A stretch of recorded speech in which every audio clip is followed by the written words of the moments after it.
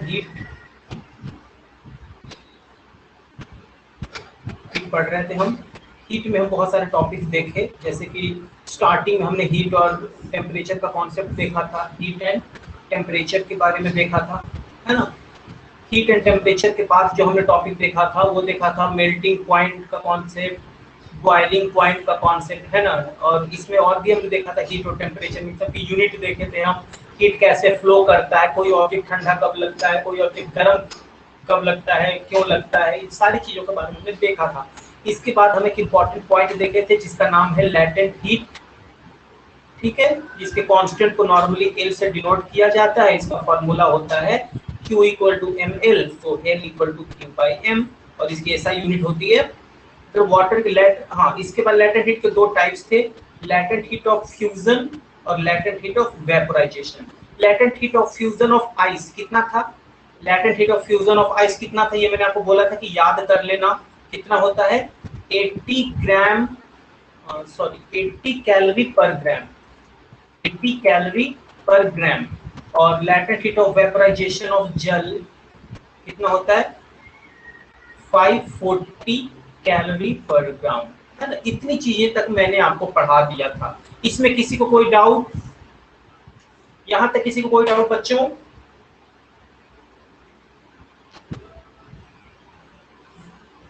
Very good.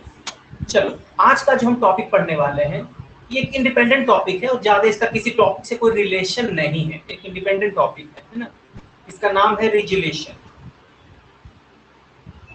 इसको समझाने के लिए मैं आपको एक एग्जांपल बताऊंगा और उस एग्जांपल से आप लोग बड़ी आसानी से पहले समझ जाओगे कि रेजुलेशन होता क्या है। आपके बुक में दिया होगा, आप पढ़ के भी आए होंगे, आपने बुक में देखा भी होगा, बट इसके लिए मैं आपको एक एग्जांपल सिखाना चाहूंगा।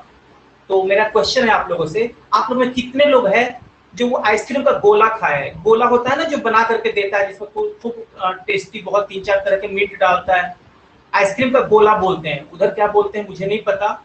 एक बार मैंने उस्मानाबाद में भी खाया है, आइस गोला बनता है ना, आइस को छोटे छोटे टुकड़ों में तोड़ता है और उसको दबा करके आइसक्रीम का शेप देता है। क्या बोलते हैं उसे? हमारी तरफ से बर्फ का गोला बोलते हैं, उधर क्या बोलते हैं? गोला ही बोलते हैं ना, ठीक है, गोला तो एवरग्रीन वर्ड है, उधर भी लोग जानते हैं। मैंने एक बार उस्मानाबाद में खाया भी है ना।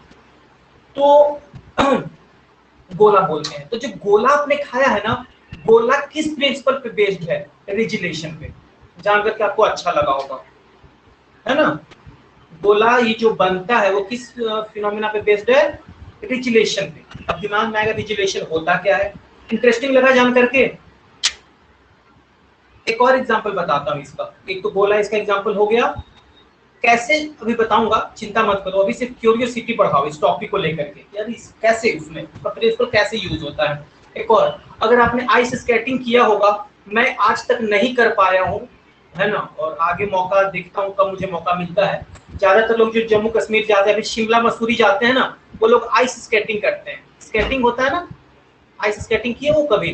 कौन कौन किया है?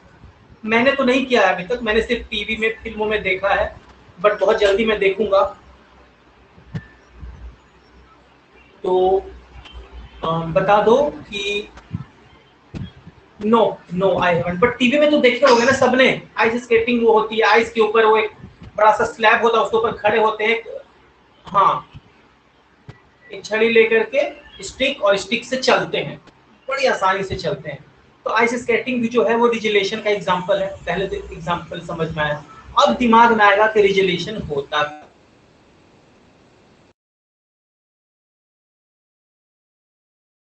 एग्जांपल से रिलेटेड और मुझसे पूछ सकते हो कि सर ये एग्जांपल भी रिजुलेशन का होगा क्या?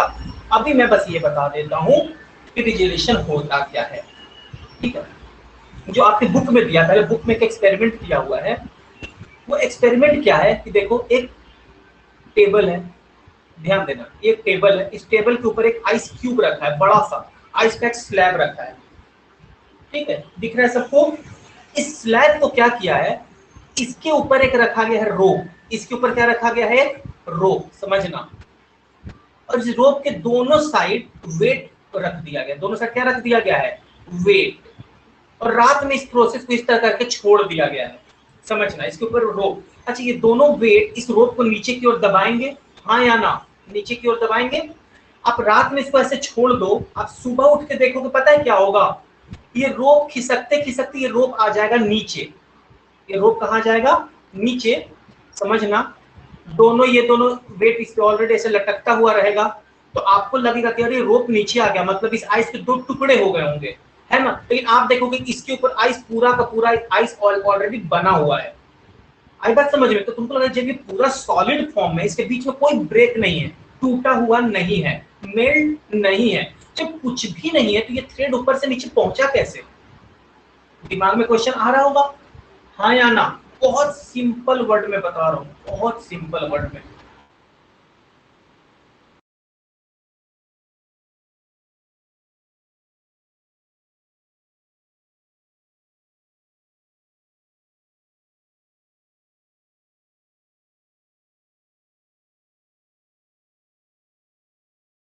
ये स्ट्रिंग, ये जो थ्रेड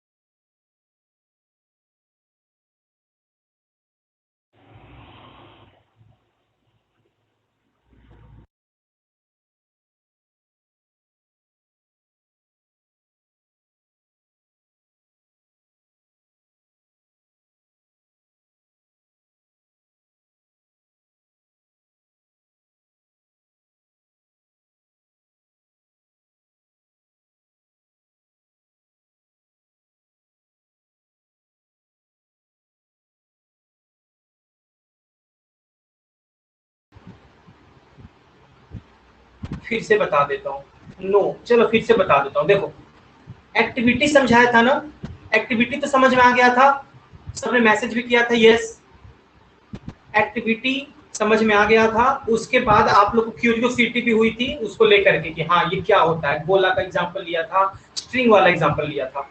अब मैं बताता हूँ कि रेजोल्यूशन होता क्या है, इसकी डेफिनेशन बताता हूँ, ठीक है। कि जब आइस स्लैब, ये आइस है समझना, जब आइस के ऊपर प्रेशर बढ़ाया जाता है, क्या बढ़ाया जाता है, प्रेशर, तो उस केस में इसका मेल्टिंग पॉइंट कम हो जाता है। मेल्टिंग पॉइंट क्या हो जाता है, कम हो जाता है, जिसकी वजह से इसका जिस पॉइंट पर प्रेशर बढ़ रहा है ना, वहां पर ये आइस मेल्ट होकर के वाटर में बदल जाता है। किसमें बदल जाता है, वाटर में, ठीक है। और अभी डिफिनेशन अधूरा है, आगे क्या होता है कि जब हम इस प्रेशर को हटाते हैं, जब इस प्रेशर को हम रिमूव करते हैं, तो ये फिर से जो वाटर है वो किसमें कन्वर्ट हो जाता है, आइस में। फिर से मैं रिपीट कर रहा हूं डिफिनेशन, यही रेजुलेशन प्रोसेस का डिफिनेशन है। समझना ध्यान से, आपके पास एक आइस स्लैब है, अगर आइस स्लैब के ऊपर अगर आप प्रेशर लगाते हो, उसके ऊपर जिस पॉइंट पर आप प्रेशर लगाते हो ना, उस पॉइंट पर जो आइस था वो वाटर में कन्वर्ट हो जाता है। क्यों वाटर में कन्वर्ट हो जाता है, क्योंकि उसका मेल्टिंग पॉइंट डिक्रीज हो जाता है, उस जगह का मेल्टिंग पॉइंट डिक्रीज हो जाता है। मेल्टिंग पॉइंट डिक्रीज होने की वजह से वो वाटर में कन्वर्ट हो जाता है। ये इतना, ये जो पॉइंट था क्या हो गया, वाटर में कन्वर्ट हो गया।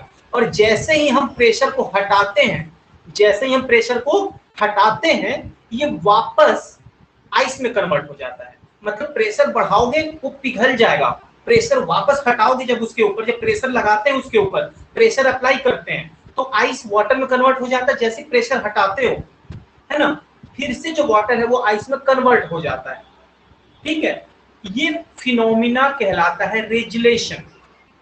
डेफिनेशन पहले समझ में आया, अब ये क्यों होता है ये भी मैं आपको समझा दूंगा एग्जांपल के साथ। पहले डेफिनेशन क्लियर हुआ सबको, बुक में भी यही डेफिनेशन है, मैं बुक भी आपके सामने शेयर कर दूंगा। देखो जब किसी आइस स्लैब के ऊपर प्रेशर लगाया जाता है, देखो पता नहीं डेफिनेशन कहाँ है, पता नहीं बुक में था, नहीं भी हो तो मैं तो बता ही रहा हूँ। हाँ देखो विजुअलाइजेशन, ये तो वायर वाला एग्जांपल है। हाँ देखो यहाँ से सबको दिख रहा होगा, the phenomena in which the ice converts to liquid, liquid या वाटर बोल सकते हो, due to applied pressure and then reconverts to ice once the pressure is removed is called regelation. Is it clear how is applied in गोला? मैं समझाऊंगा Krishna, don't worry, मैं दोनों समझाऊंगा। पहले ये समझना है डेफिनेशन, हाँ या ना। जल्दी से डेफिनेशन में यहां से यहां तक लिख लो, लिखो जल्दी से सारे बच्चे। एग्जैक्टली वर्ड बाय वर्ड आपको मैंने यही बताया डेफिनेशन, है ना। मैं मान करके चल रहा हूं कि सारे बच्चों को ये समझ में आ गया होगा। मैं स्केटिंग भी बताऊंगा, आइस गोला का भी एग्जांपल आपको बताऊंगा, चिंता मत करो। चलो लिख लो।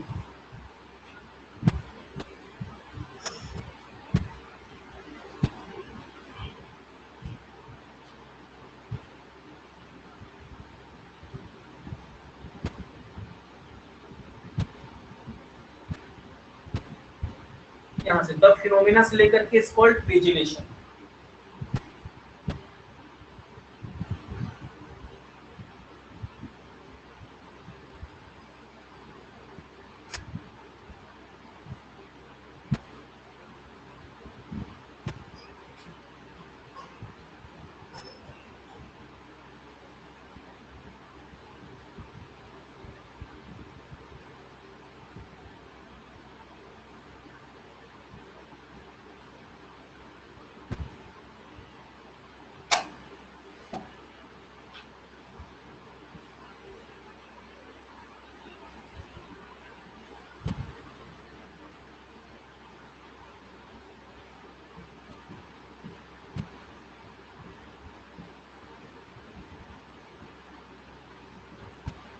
Done, very good. डेफिनेशन सबको समझ में आ गए। अब देखते हैं कि इसका प्रैक्टिकल डेफिनेशन तो आपको बुक में ऐसे मिल जाता, मेरे पढ़ाने का क्या मतलब था। अब समझो कि एप्लीकेबल कैसे होता है। पहले तो ये पॉइंट समझो कि मेल्टिंग, मैंने बोला कि अभी मैंने एक्सप्लेन तो किया है, डेफिनेशन में ये लिखा भी नहीं था कि प्रेशर बढ़ाने से मेल्टिंग पॉइंट घट जाता है। अच्छा, मेल्टिंग पॉइंट घटने से क्या हुआ, देखो मान के चलो कि यहाँ पर ये आइस है, ये आइस क्यों है, क्योंकि यहाँ का टेम्परेचर मान लो कि 0 डिग्री सेल्सियस है, हाँ या ना।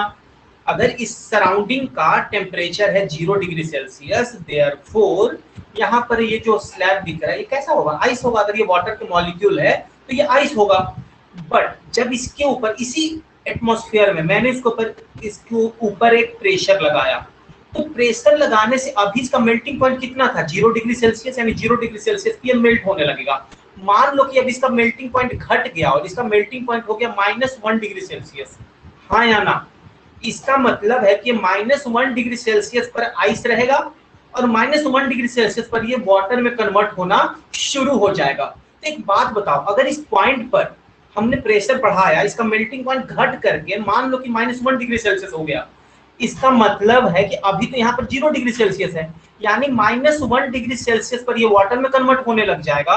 मतलब 0 डिग्री सेल्सियस पर ये किस स्टेट में कन्वर्ट हो जाएगा, ऑब्वियसली वाटर में कन्वर्ट हो जाएगा, हाँ या ना। तो मेल्टिंग पॉइंट घटने का मतलब मैंने बता दिया, सबको समझ में आ गया होगा। ये मैंने खुद से एग्जांपल लेकर के आपको समझाया। मेरी वीडियो रिकॉर्डिंग जो होगी वो आप रिपीट कर करके मेरे वर्ड बाय वर्ड चीजों को ध्यान से सुन करके समझ सकते हो, ठीक है। ये सब चीजें आपको जो एग्जांपल है आपको कभी कोई बुक में लिखा हुआ नहीं मिलेगा, ठीक है। ये सब अच्छा रिपीट भी करूं कृष्णा, चलो देखो।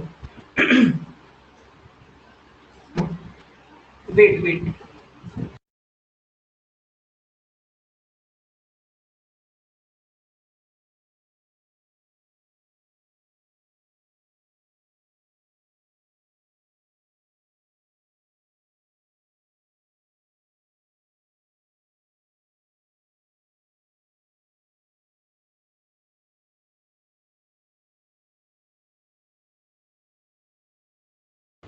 हाँ कृष्णा देखो समझा रहा हूँ। सिचुएशन ये है कि मैंने खुद से एक एग्जांपल लिया, मैंने एग्जांपल लिया कि एक सराउंडिंग है, समझना। इस सराउंडिंग का टेम्परेचर है 0 डिग्री सेल्सियस। अगर यहाँ पर वाटर का कुछ अमाउंट है तो ऑब्वियसली वो किस फॉर्म में होगा, वो आइस के फॉर्म में होगा। ये हम सब एग्री करते इस बात से, क्योंकि 0 डिग्री पर ये वाटर में कन्वर्ट होना शुरू होगा। खैर अभी ये आइस पर है, ठीक है। जब इसके ऊपर इस पॉइंट ए पर हमने प्रेशर लगाया, इस ए पॉइंट से रिलेटेड जो मॉलिक्यूल्स है ना, इनका मेल्टिंग पॉइंट घट जाएगा। मान लो कि इसका मेल्टिंग पॉइंट घट करके -1 डिग्री सेल्सियस हो गया, यानी यहाँ का जो अभी है मेल्टिंग पॉइंट वो हो गया, बाकी सबका मेल्टिंग पॉइंट है 0 डिग्री सेल्सियस, इसका मेल्टिंग पॉइंट हो गया -1 डिग्री सेल्सियस। अब एक बात बताओ, टेम्परेचर है 0 डिग्री सेल्सियस और ये -1 डिग्री सेल्सियस पे मेल्ट होने लगेगा, तो क्या पॉइंट एक के कांटेक्ट में आने वाले जो मॉलिक्यूल्स हैं क्या वो मेल्ट होंगे? कृष्णा आंसर करो, हाँ या ना। ए से रिलेटेड जो मॉलिक्यूल है क्या वो मेल्ट होंगे? बिल्कुल मेल्ट होंगे। क्यों? क्योंकि इसका मेल्टिंग पॉइंट तो घट गया है ना। और टेम्परेचर है 0 डिग्री सेल्सियस और -1 पे ये मेल्ट होना शुरू हो जाएगा, तो 0 पर तो मेल्ट हो ही जाएगा ना। आई बात समझ में? यानी प्रेशर बढ़ाने से मेल्टिंग पॉइंट घट जाता है। ये मैंने डिफिनेशन को एक्सप्लेन किया, आई बात समझ में? तो और वापस जब हम इस प्रेशर को वापस हटाते हैं, इसका मेल्टिंग पॉइंट फिर नॉर्मल हो जाता है जो सबका होता है, तो सबका 0 डिग्री सेल्सियस। तो फिर से जब इसका टेम्परेचर कितना हो जाएगा, फिर से इसका मेल्टिंग पॉइंट वही हो जाएगा 0 डिग्री सेल्सियस। तो जो वाटर है वो फिर से किस में कन्वर्ट हो जाएगा, आइस में। ये हुआ डेफिनेशन का एक्सप्लेनेशन। अब कुछ बच्चों ने पूछा था कि ये गोले पे कैसे इसको हम एक्सप्लेन कर सकते हैं। तो देखो, गोला वाला जो होता है, जो चलता है गली गली में बेचते हुए चलता है वेंडर्स, वो उसके पास जो अंदर का जो इंसुलेटिंग बॉक्स होता है ऑलमोस्ट उसका टेम्परेचर होता है 0 डिग्री सेल्सियस। तभी तो आइस जो है वो वहां पे सॉलिड फॉर्म में होता है, सही है। अंदर का जो इंसुलेटिंग होता है ना, उनके पास बॉक्स एक होता है इंसुलेटिंग, जिसके अंदर वो आइस रखते हैं, बड़े बड़े से ब्रिक्स टाइप के रखते हैं, आइस रखते हैं। तो वहां का टेम्परेचर होता है 0 डिग्री सेल्सियस।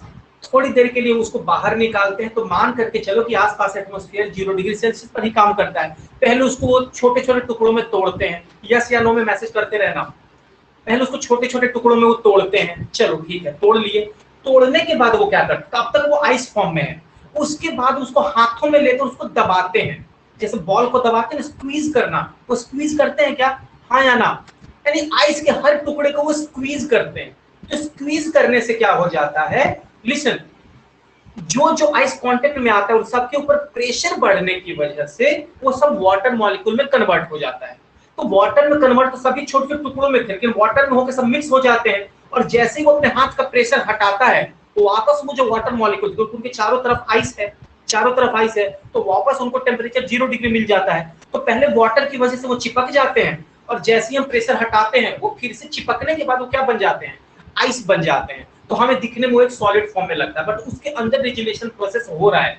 जब हम प्रेशर लगाए थे, प्रेशर की वजह को दो आइस ऐसे नहीं चिपकेगा। आप दो आइस को चिपका सकते हो, कैसे चिपकाओ, दो आइस को लो और उसको जबरदस्ती आप क्या करो, प्रेशर लगा करके, अगर एक दूसरे के ऊपर प्रेशर दोनों लगाएगा तो दोनों चिपक जाता है। वो क्यों चिपकता है, इसके पीछे कारण यही है कि दोनों सॉलिड है, नॉर्मल टेम्परेचर पे दोनों कभी नहीं चिपकेगा। बट अगर 0 डिग्री सेल्सियस पे जाओ, उसके ऊपर प्रेशर लगाओ, तो प्रेशर लगाओ तो जो जो एरिया कांटेक्ट में आएगा ना वो सब वाटर में कन्वर्ट हो जाएगा। यानी दोनों का जो लेयर कांटेक्ट में है वो सब वाटर में कन्वर्ट, अब वाटर तो एक दूसरे में मिक्स हो जाएगा, वाटर तो सेपरेट रहेगा नहीं, दोनों मिक्स हो जाएगा। और दोनों जब मिक्स होगा उस वक्त प्रेशर हटा लो, तो जब प्रेशर हम हटाएंगे तो जो मिक्स था वो पूरा का पूरा सॉलिड में कन्वर्ट हो गया, तो दोनों आइस चिपक जाता है। Getting my point? देखो एक ये ब्रिक है, आइस ब्रिक है मान के चलो, इसका इस तरह का शेप है, और एक ये वाला पार्ट था, ये दोनों को हमने फोर्स लगाया चिपकाया, तो दोनों के वाटर मेल्ट हो गए, और मेल्ट हो गए एक दूसरे में मिक्स हो गए। देखो यहाँ का पार्ट मिक्स हो गए, और प्रेशर जब हमने वापस हटा दिया तो पूरा का पूरा सॉलिड बन गया। अब ये दो ब्रिक थोड़ी है, तो ये एक ब्रिक हो गया। हाँ या ना, समझ में आया? तो गोले में यही काम करता है। इस आइस स्केटिंग का मैंने एग्जांपल बोला था। आइस स्केटिंग का एग्जांपल कैसे हुआ कि जब आइस होता है वो सॉलिड फॉर्म में होता है, लेकिन जब उसके ऊपर सपोज ये कृष्णा बैठा हुआ है, ठीक है, स्केटिंग कर रहा है, यहाँ पे कृष्णा इसके ऊपर बैठा है, तो वहां पे वुड का एक ऐसे बॉक्स बना होता है, हाँ या ना, स्केटिंग होता है ना, वुड का या मेटल का बना होता है। मैंने कभी ये किया नहीं है, मुझे करना है ये। तो जब उसके ऊपर हम खड़े होते हैं तो यहाँ का जो पार्ट है ना, पहले वो सॉलिड था, अब वो पिघल करके वाटर बन जाता है, तो वाटर के ऊपर फिसलना आसान होता है, हाँ या ना, वाटर के ऊपर फिसलना आसान होता है, बड़ी आसानी से फिसल जाता है। जैसे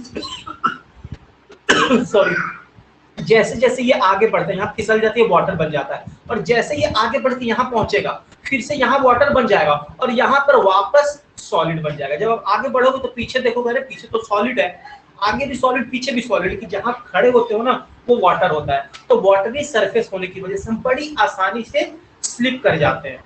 getting my point? Getting my point?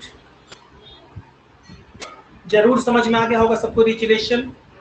हाँ, नॉर्मली आप स्कूल में पढ़ोगे, नॉर्मली कहीं भी पढ़ाया जाता है, इवन हमें भी जब टीचर हमारे पढ़ाए थे 2 मिनट में डिफिनेशन समझा करके आगे बढ़ गए थे, ठीक है। इसके एक्सपेरिमेंट को जरूर बता दिया जाता है कि एक्सपेरिमेंट को बताने 5-10 मिनट लगते हैं। Is resolution only followed in water? Ice, हाँ बिल्कुल, नहीं नहीं, ऐसा और भी सब्सटेंस है, लेकिन नॉर्मली वो सब्सटेंस लेते हैं ना जो डिफरेंट स्टेट में पाया जाता हो। Getting my point? और ये फिनोमेना को जो डिफाइन किया गया था वो आइस और वाटर के टर्म्स में ही डिफाइन किया गया था। बहुत कम ऐसा मटेरियल है ना जो सारे स्टेट में हो, बाकी होते भी हैं डिफरेंट स्टेट में, तो उनका मेल्टिंग पॉइंट बहुत हाई हो जाता है, बॉइलिंग पॉइंट, जैसे मरकरी का एग्जांपल लो, ठीक है, तो उसका फ्रीजिंग पॉइंट बहुत कम होता है, बॉइलिंग पॉइंट काफी ज्यादा होता है, तो उसके ऑब्जर्वेशन हम कर नहीं पाएंगे। लेकिन वाटर इतना कॉमन थिंग्स है ना कि 0 डिग्री भी पॉसिबल है हमारे लिए, 5 डिग्री भी पॉसिबल है, 20 डिग्री भी पॉसिबल है, तो ये हमारे कॉमन टेम्परेचर पे एक्सपेरिमेंट हो जाता है। इसलिए ज्यादातर हम ये एग्जांपल लेते हैं। How much time it takes to convert in water? सारा ये सिर्फ डिपेंड करता है कि कितना प्रेशर लग रहा है, और प्रेशर डिपेंड करता है फोर्स पे। जैसे कि मैंने बताया कि जो स्ट्रिंग वाला एग्जांपल था, अच्छा वो तो चला गया पेज, जो स्ट्रिंग वाला एग्जांपल था वो बहुत स्लो होता है क्योंकि स्ट्रिंग का वेट काफी कम होता है, फोर्स काफी कम लगाता है, तो उसका, हाँ, लेकिन उसका एरिया कम होता है जिस वजह से वो प्रेशर लगा पाता है। लेकिन आइस के कंपेयर में वो बहुत कम फोर्स लगाता है, फोर्स कम होगा तो प्रेशर कम होगा, तो टाइम ज्यादा लगेगा। बट अगर हम अपना कंपेयर कर रहे हैं, आइस स्लैब के ऊपर हम खड़े हैं, अपना वेट काफी ज्यादा है, तो हम काफी ज्यादा प्रेशर लगाते हैं तो तुरंत कन्वर्ट हो जाता है। तो डिपेंड करता है कि कितना प्रेशर लगाया जाता है। अब आइस, जो गोले की बात किया था मैंने, गोला थोड़ा सा है, आइस का अमाउंट काफी कम है, और हम फोर्स उस पर काफी ज्यादा लगाते हैं, दबाते हैं बहुत ज्यादा, हम बहुत ज्यादा प्रेशर लगाते हैं, तुरंत कन्वर्ट होता है वाटर में, और जैसे ही हटाते हैं वापस वो तुरंत कन्वर्ट हो जाता है आइस में। Getting my point? सारा समझ में आ गया होगा। Is it applicable for wax? और वैक्स वैक्स वैक्स को मेल्ट कहाँ होता है, उसके ऊपर प्रेशर लगाओगे तो नहीं हो पाता है। होता है रेजिलेशन प्रोसेस बहुत सारे सब्सटेंस में है, लेकिन कॉमन टेम्परेचर पे सिर्फ आइस और वाटर के में ही होता है। इसीलिए रेजिलेशन को डिफाइन ही किया गया है in terms of water and ice. Okay Harshvardhan, different substance में होगा, ठीक है, तो भी लेकिन उसका टेम्परेचर मुझे एग्जैक्टली पता नहीं है। वैक्स में भी हो सकता है। तो वैसे तो कोई भी सब्सटेंस के ऊपर आप प्रेशर लगाओ ना, तो एक टाइम के बाद वो मेल्ट होने ही लगता है। एक बहुत ज्यादा प्रेशर लगाओगे तो उसका स्टेट तो चेंज होगा ना, तो उसके मॉलिक्यूल्स के बीच में ठीक है डिस्टेंस बढ़ने लगेगा, वो चेंज होने लगेगी पोजीशन, तो ऑब्वियसली वो मेल्ट होने लगेगा।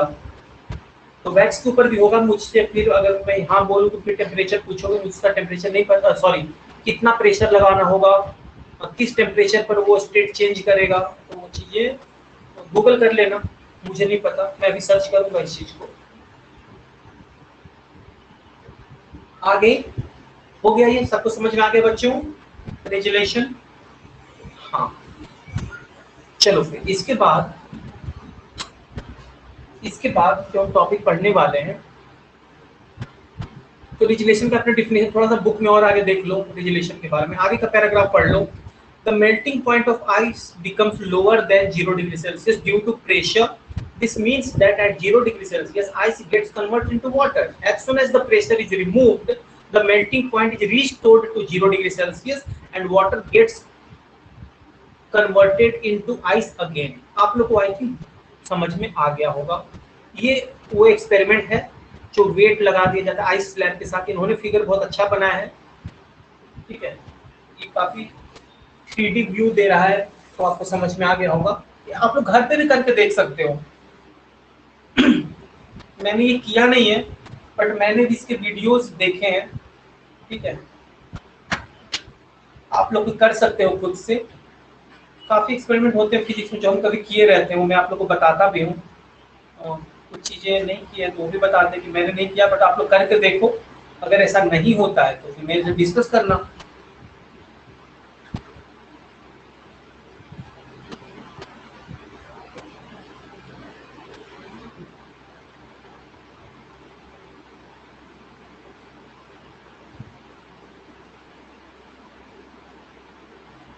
समझ में आ गया सबको?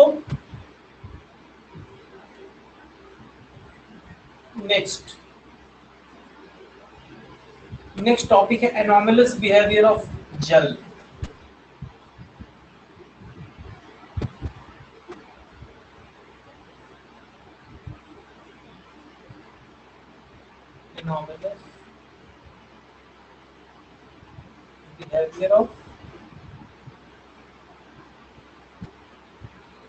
Anomalous behavior of वाटर, ठीक है। एनॉमलस बिहेवियर ऑफ वाटर, ये क्या होता है? एनॉमलस का मतलब किसी को पता है? एनॉमलस का मतलब एनॉमलस बिहेवियर ऑफ वाटर, तो बिहेवियर ऑफ वाटर तो समझ में आ रहा है। एनॉमलस का मतलब क्या होता है? स्ट्रेंज, यस, सिनोनिम्स हो सकता है स्ट्रेंज, सही है। एनॉमलस का मतलब कुछ अलग, बाकी सबसे अलग, ठीक है, बाकी के सब्सटेंस से रैंडम भी कह सकते हैं, स्ट्रेंज भी कह सकते हैं। बहुत अच्छा,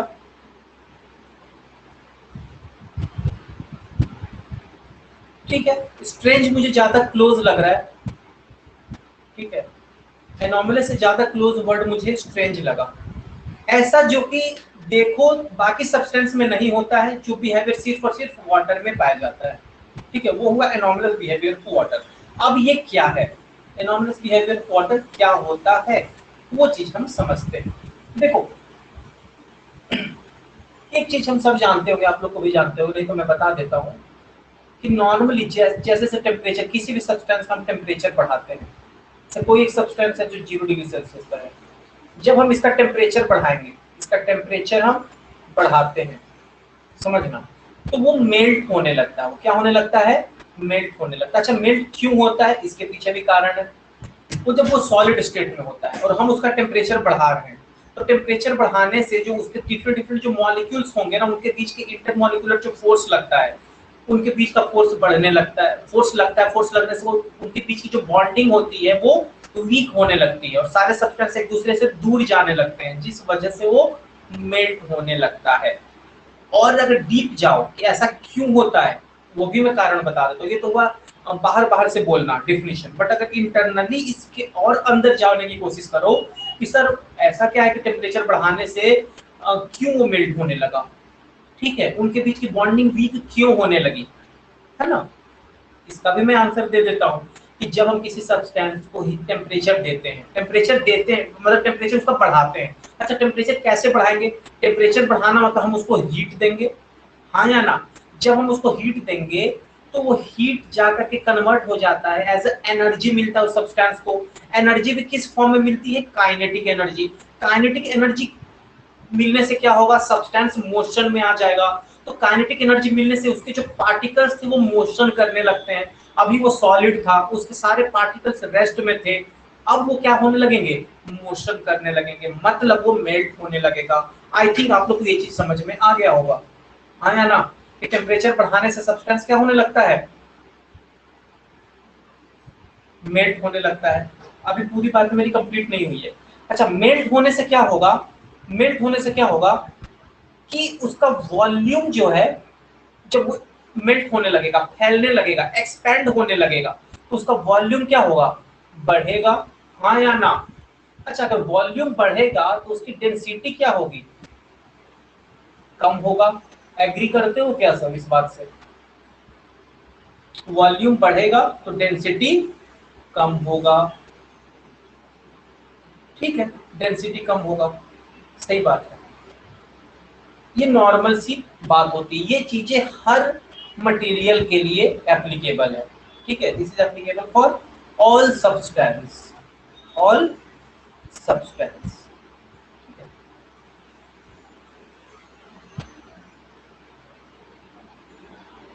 this is applicable for all substance. लेकिन वाटर के साथ ऐसा नहीं होता। मतलब आप 0 डिग्री से यहाँ से जाओ, 0 डिग्री से 1 डिग्री जाओ, 2 डिग्री जाओ, 3 डिग्री जाओ, 4 डिग्री जाओ, कुछ भी ऐसे बढ़ते जाओ, सबके लिए ये रूल एप्लीकेबल है, सबके लिए रूल एप्लीकेबल है। लेकिन वाटर के साथ ऐसा नहीं होता है। वाटर की स्ट्रेंज प्रॉपर्टी होती है, वाटर की एनॉमलस प्रॉपर्टी होती है, उनका नेचर अलग होता है। क्या अलग होता है भाई? कि मतलब अगर मैं आपसे बोलूं किसी और सब्सटेंस का, लाइक मैं वैक्स का ही एग्जांपल ले लेता हूं। अगर मैं बोलूं कि वैक्स की डेंसिटी 2 डिग्री सेल्सियस पे ज्यादा होगी कि 3 डिग्री सेल्सियस पे ज्यादा होगी, आप लोग क्या बोलोगे? अगर मैं वैक्स की डेंसिटी पूछ रहा हूँ, वैक्स की डेंसिटी 2 डिग्री सेल्सियस पे ज्यादा होगी या फिर 3 डिग्री सेल्सियस पे ज्यादा होगी? ऑब्वियसली 2 डिग्री सेल्सियस पे ज्यादा होगी, क्योंकि 3 डिग्री सेल्सियस मतलब टेम्परेचर ज्यादा मतलब वॉल्यूम ज्यादा मतलब डेंसिटी कम। पर मैंने पूछा कि किसकी डेंसिटी ज्यादा होगी, तो डेंसिटी ज्यादा होगी कम टेम्परेचर पे। एग्री करते हो सारे लोग, है ना? बिल्कुल। लेकिन वाटर के साथ ऐसा नहीं होता। वाटर के साथ क्या होता है कि जब वो 0 डिग्री सेल्सियस पे आइस होता है, जैसे जैसे हम उसका टेम्परेचर बढ़ाते हैं, यानी वो 1 डिग्री सेल्सियस बढ़ाते हैं, 2 डिग्री सेल्सियस तक बढ़ाते हैं, फिर 3 डिग्री सेल्सियस तक बढ़ाते हैं, तो पता है क्या होना चाहिए? बाकी सब्सटेंस के लिए, बाकी सब्सटेंस के लिए समझना, टेम्परेचर बढ़ाने के साथ वॉल्यूम बढ़ने लगेगा और डेंसिटी कम होने लगेगा। लेकिन वाटर के साथ ऐसा नहीं होता। जैसे आप टेम्परेचर बढ़ाओगे ना, इसका वॉल्यूम घटने लगेगा और डेंसिटी, मैं रो बना दिया, सिंबल बना दिया, और इसकी डेंसिटी बढ़ने लगेगी। आई बात समझ? अब ये कब तक प्रोसेस चलता है? 0 डिग्री से 1 डिग्री से 2 3 4 डिग्री सेल्सियस तक ये प्रोसेस चलता है। 4 डिग्री बाद जब हम फर्दर टेम्परेचर बढ़ाते हैं, मतलब 5 degree Celsius, 6 degree Celsius, 7 degree Celsius, तब वो नॉर्मल सब्सटेंस के जैसा बिहेव करता है।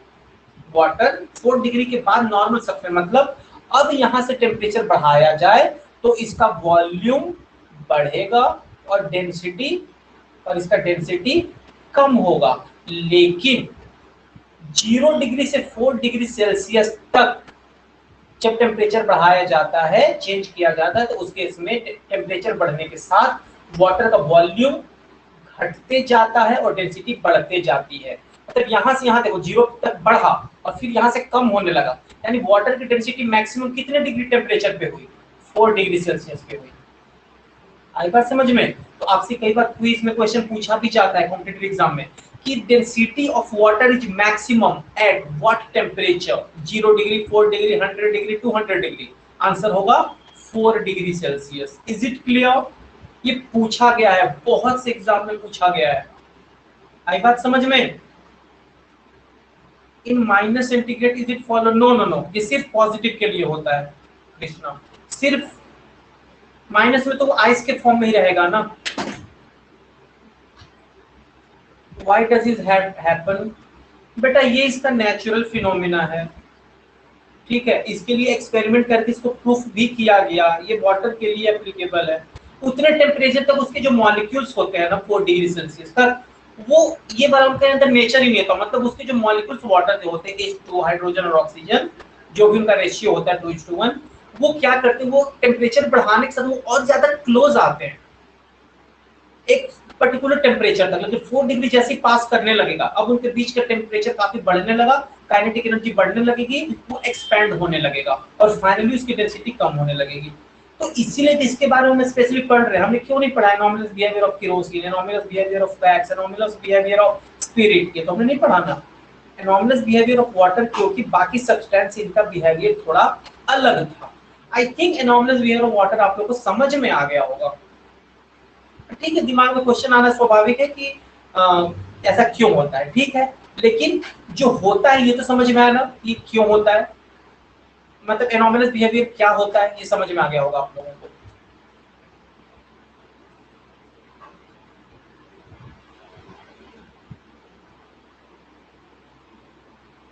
Good.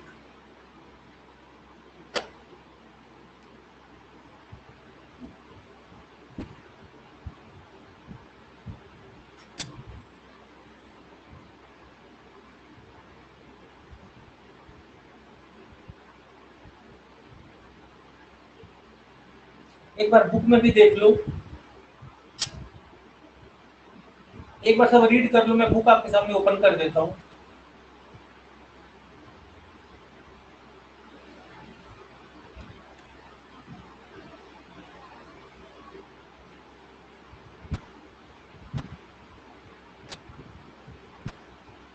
Anomalous behaviour of water एक बार रीड कर लो सब। तो यही बोला जाता है कि the behaviour of water between its temperature from 0 degree Celsius to 4 degree Celsius is called anomalous behaviour of water, क्योंकि इस टेम्परेचर के रेंज में वाटर का बिहेवियर बाकी सब्सटेंस के बिहेवियर से अलग होता है।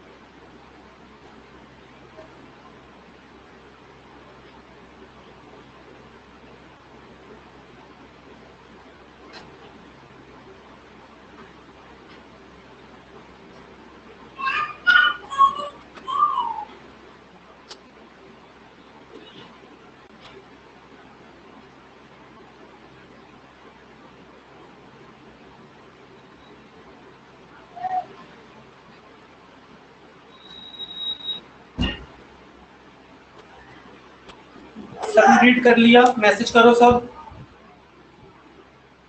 किसी को समझने में कोई प्रॉब्लम?